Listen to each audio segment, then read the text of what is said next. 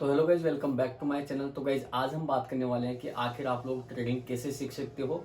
Guys वैसे तो मैंने इस टॉपिक पे ऑलरेडी एक वीडियो बना दी थी, लेकिन मेरे पास बहुत सारे से डीएम आए कि सर आप हमें स्टेप बाय स्टेप सिखाइए कि आखिर हमें क्या क्या सीखना होगा, कैसे सीखना होगा। तो गाइज इस वीडियो में आपको पूरा सीक्वेंस से बताने वाला हूँ, स्टार्ट से लेके एंड तक बताने वाला हूँ कि आपको कौन कौन से टॉपिक सीखने हैं जिनको सीख कर आप यहाँ पे एक अच्छे प्रॉफिटेबल ट्रेडर बन सकते हो। तो गाइज देखो, जैसे कि मैंने पहले बताया था कि जो ट्रेडिंग है उसमें आपके दो पार्ट इंपॉर्टेंट होते हैं। एक तो टेक्निकल वाला पार्ट, एक दूसरा होता है आपका ट्रेडिंग साइकोलॉजी वाला पार्ट। तो गाइज सबसे पहले हम बात कर लेते हैं टेक्निकल वाले पार्ट की, और इस पार्ट का 20% तक हिस्सा होता है आपका ट्रेडिंग सीखने में। तो गाइज देखो, कुछ इंपॉर्टेंट टॉपिक है जो टेक्निकल वाले पार्ट में आते हैं जिनको आपको सीखना पड़ेगा। तो सबसे पहले आपका आता है कैंडलस्टिक। हाँ गाइज, कैंडलस्टिक आपका सबसे बेसिक पार्ट होता है जिसको आपको सीखना पड़ेगा। और इसमें सबसे पहले आपको सीखना है हैमर कैंडल, उसके बाद में आपको सीखना है शूटिंग स्टार, हैंगिंग मैन, और कुछ और कैंडलस्टिक है जैसे bullish engulfing, bearish engulfing, bullish हरामी, बियरिश हरामी, ट्विजर टॉप, डोजी कैंडल्स।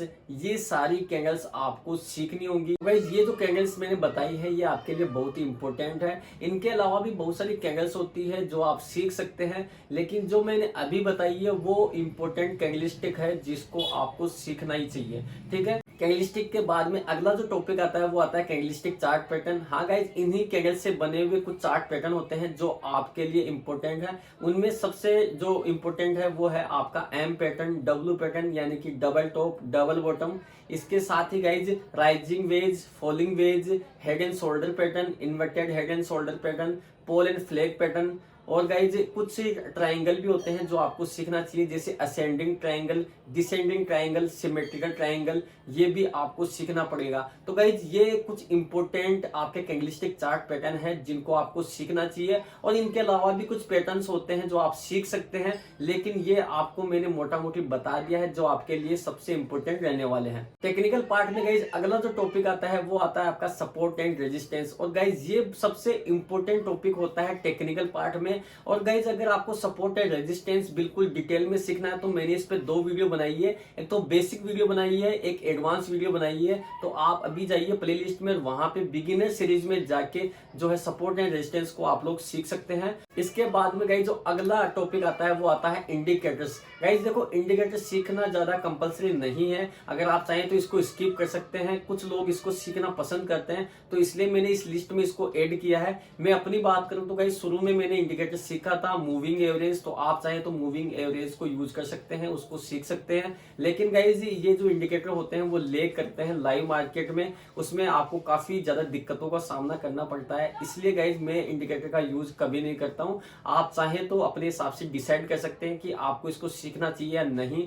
और अगला जो लास्ट टॉपिक मैंने लिया है टेक्निकल पार्ट में, और वो है आपका option chain. Guys option chain काफी इंपॉर्टेंट टॉपिक है, काफी लोग इसको अच्छे से रीड करते हैं। और गाइज मैंने भी शुरुआत में जो है ऑप्शन चेन को टाइम दिया था, और जब एक टाइम पे मुझे मार्केट समझ में आने लग गया था तो मैंने ऑप्शन चेन को छोड़ दिया। क्योंकि गाइज यहाँ पे आपको क्या है कि टेक्निकल वाले पार्ट को भी ध्यान में रखना होता है, साथ में ऑप्शन चेन का डेटा देखते रहते हो कि कितने यहाँ पे बाइंग हो रही है, कितनी यहाँ पे सेलिंग हो रही है, वॉल्यूम का ध्यान रखना पड़ता है, तो बार बार देखना पड़ता है। तो गाइज इसलिए मैंने ऑप्शन चेन को आगे जाके छोड़ दिया था। अभी मैं फुल्ली जो है ट्रेडिंग साइकोलॉजी और टेक्निकल वाले पार्ट का हिस्सा हूँ और उसी को मैं यूज करता हूँ। तो ऑप्शन चेन आप अपने हिसाब से डिसाइड कर लेना कि आपको सीखना चाहिए नहीं। काफी लोग इसको प्रिफर करते हैं कि भाई ये आपको सीखना ही चाहिए, और बहुत सारे ऐसे लोग हैं जो बोलते हैं कि इसको सीखने की क्या जरूरत है, अगर आप टेक्निकल वाले पार्ट और ट्रेडिंग साइकोलॉजी को अच्छे से कर लेते हैं तो आप अपने हिसाब से इसको देख लेना। अब इस टेक्निकल वाले पार्ट के बाद में जो इंपॉर्टेंट पार्ट आता है वो आता है आपका ट्रेडिंग साइकोलॉजी। और गाइज ट्रेडिंग साइकोलॉजी सबसे इंपॉर्टेंट हिस्सा होता है आपकी ट्रेडिंग जर्नी का, क्योंकि यहाँ पे 80% तक का रोल इसी का होता है,